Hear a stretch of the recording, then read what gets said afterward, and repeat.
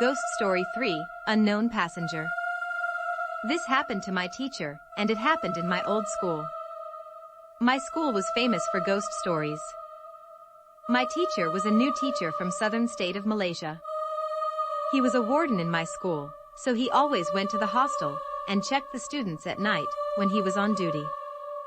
One night, he was riding his bicycle from his quarters to the hostel, but nothing happened.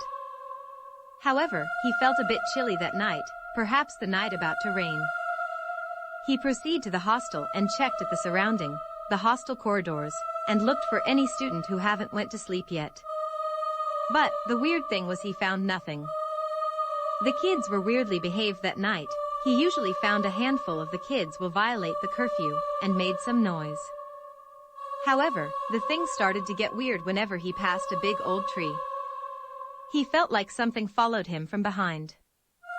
He never felt something like that before, not before the wardens tied few string at the tree and made it a clothesline.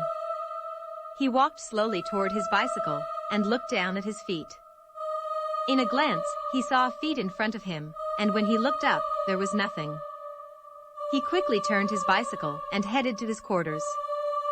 He cycled as fast as he can, but the bicycle felt so heavy only move a couple yards. He refused to look back, but he felt something was on his bicycle. Then he said a few prayers that he knew. After a few seconds, the thing got off this bike and he was able to cycle with ease. Few weeks later, he found out the reason the students were behaved at night, because the students who stayed up at night always saw an old man walked silently at the corridor.